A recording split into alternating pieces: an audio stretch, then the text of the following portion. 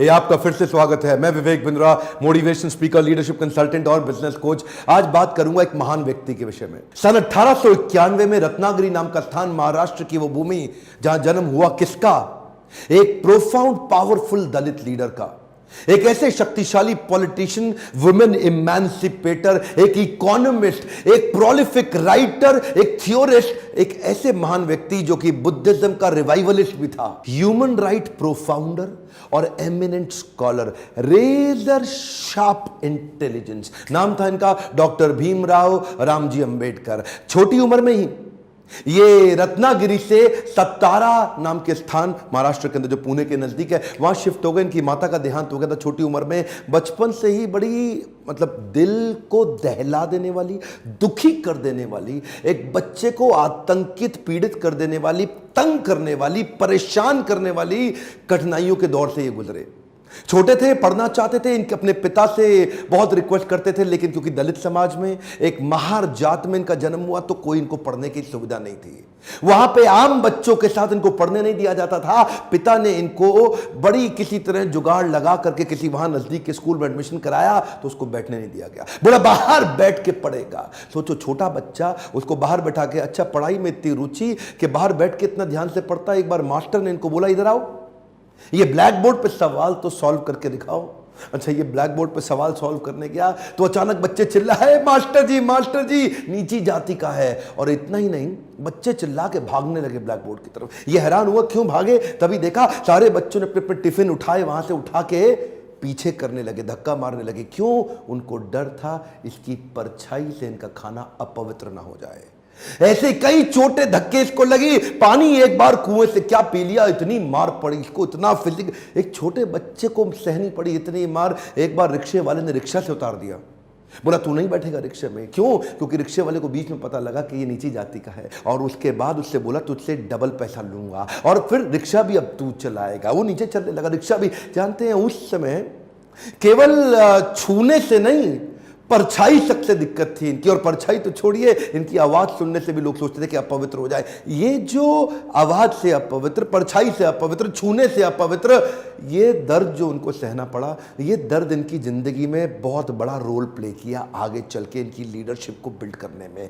जानते हैं, संस्कृत नहीं पढ़ाई जा रही थी। बोलते संस्कृत तो ब्राह्मणों के पढ़ने के लिए, तेरे पढ़ने के लिए तो है नहीं, स्कूल से निकाल दिया जाता। तो सायाजी महाराज गायकवाड़ नाम के एक राजा वहीं हुआ करते थे, जिन्होंने इसकी तकलीफ को समझा और वो इनकी तकलीफों को पहचानते थे। बहरहाल इनकी पढ़ने की इतनी इच्छा को देख के उन्होंने इसको स्पॉन्सर किया, स्कॉलरशिप दी, ताकि ये जाके वेस्ट में लंबी पढ़ाई कर सकें। देखिए, ध्यान दीजिए, बात आज की नहीं है, बात 110 साल पुरानी है। 1908, 1909, उस समय एक सबसे निचले पायदान से उठा हुआ महार जात का लड़का जाकर के इंटर करके आया इंग्लिश में मुंबई से। उसके बाद वहीं बीए करी, पॉलिटिकल साइंस और इकोनॉमिक्स में। रुका नहीं, तुम मुझको यहां नहीं पढ़ने दोगे, मैं जाऊंगा दुनिया की बेस्ट यूनिवर्सिटी में, रोक के तो दिखाओ। और वही स्कॉलरशिप लेकर के निकल गया न्यूयॉर्क, कोलंबिया यूनिवर्सिटी जाकर के।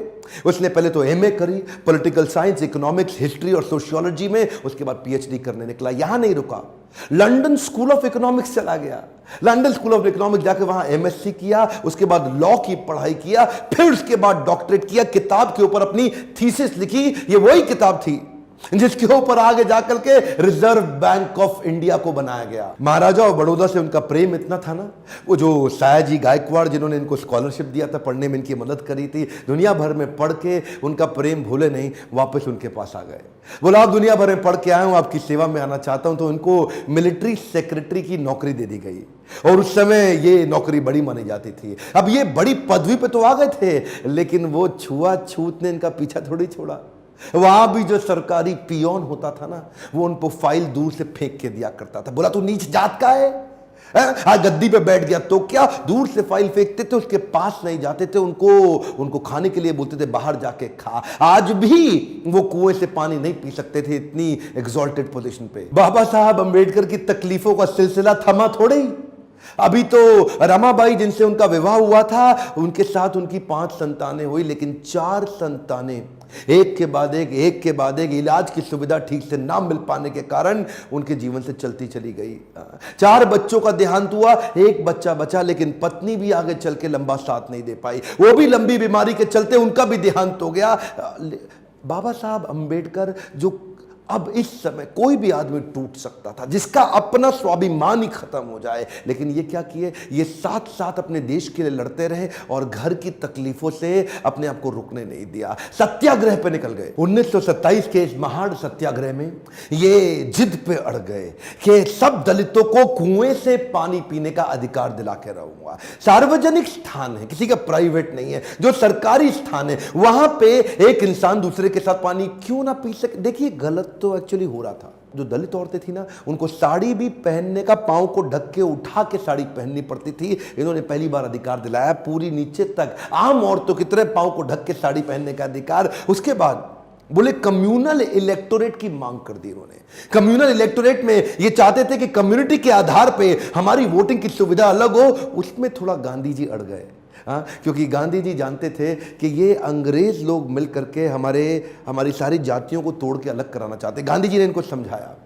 देखो क्या बोले अंबेडकर जी, मैं आपको रिजर्वेशन दिला दूंगा, मैं आपको बाकी सब मदद करूंगा, सब करूंगा, लेकिन अलग नहीं करते। अब जातियों के आधार पर अगर देश को अलग किया तो मुझे स्वतंत्रता नहीं मिल पाएगी, मैं अंग्रेजों से लड़ नहीं पाऊंगा, मेरे साथ खड़े होके मेरी ताकत बनो। वो जब अंबेडकर नहीं माने तो गांधी जी ने फिर उनको रिक्वेस्ट की और उसके बाद अनशन पे बैठ गए गांधी जी। बहरहाल अंबेडकर उस समय उनके सामने बड़ी दुविधा आ गई।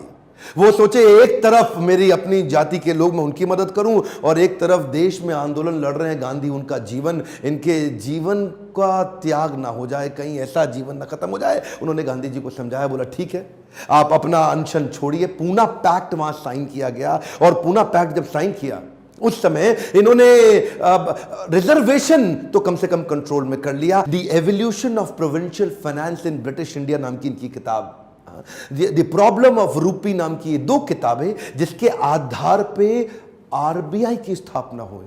मैं दोबारा बोल दूं क्या, इन्होंने जो किताबें लिखी उसके आधार पे आरबीआई की स्थापना करी गई। कैन यू इमेजिन, भारत के सबसे निचले पायदान से आया एक यंग लड़का जिसकी कोई मदद करने वाला नहीं, आज उसकी बुद्धि पे आधारित हमारे कॉन्स्टिट्यूशन की स्थापना भी की जाएगी। इनकी ज्ञान, बुद्धि और कौशल का लोहा इंडियन लीडर्स और ब्रिटिश लीडर्स दोनों मानते थे। 1947 में भारत आजाद हुआ और गांधी जी के पास नेहरू अपनी पूरी कैबिनेट की लिस्ट लेकर के आए। जब नेहरू, जो कि स्वतंत्र भारत के पहले प्रधानमंत्री होने वाले थे, पूरी कैबिनेट की लिस्ट लेके पहुंचे और बताया कि देखो इनको मैं तो तभी गांधी ने पूछा इसके अंदर बाबा साहब अंबेडकर का नाम कहां है, और वहीं थोड़ी उनकी बहस हुई और गांधी ने बोला कि नेहरू ये तुम्हारी कैबिनेट नहीं है, ये आजाद भारत की कैबिनेट है। तभी उनको कानून मंत्री के रूप में लिया गया, और न केवल कानून मंत्री बल्कि तुरंत जो ड्राफ्टिंग कमेटी थी इंडियन कॉन्स्टिट्यूशन की, उसका चेयरमैन भी बना दिया गया। इनकी इंटेलिजेंस के आगे कोई कुछ बोल नहीं सकता था। जो इनसे सहमत थे, असहमत थे,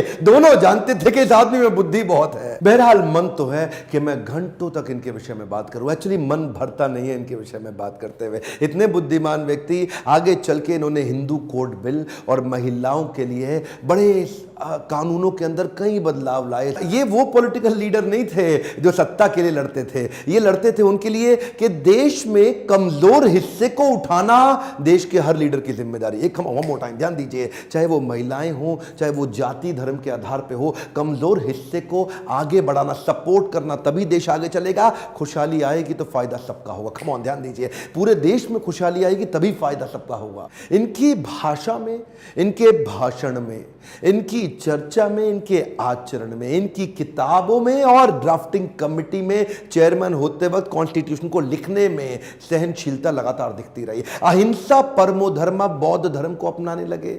आत्मवत् सर्वभूतेषु, भागवतम में बताया गया है कि बौद्ध धर्म में आत्मवत् सर्वभूतेषु, सभी जीवात्माओं को अपनी तरह देखना चाहिए। ये जो समान दृष्टि देने का उन्होंने प्रयास किया, ये उसके बाद ये बौद्ध धर्म को स्वीकार करने चले गए। आखिरी तक काम प्रेम से करते रहे, किसी से लड़ाई नहीं लड़ी। आपके लिए क्या मैसेज है इसमें? एक मैसेज लेके जाइए, एजुकेशन इज द टूल। पूरी जिंदगी में सबसे निचले कमजोर तबके को उन्होंने उस एजुकेशन के बल पे तो खड़ा किया। ये लगातार जो पढ़ते रहे लोग इनके सामने चुप, इनकी एजुकेशन के चलते तो हो जाते थे। कोलंबिया यूनिवर्सिटी आगे चल के इनको number 1 scholar in the world की उपाधि से नवाजा गया।